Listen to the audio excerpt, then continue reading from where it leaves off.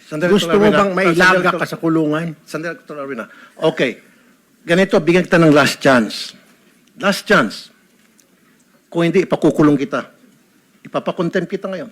Last chance. Bagman ka o hindi?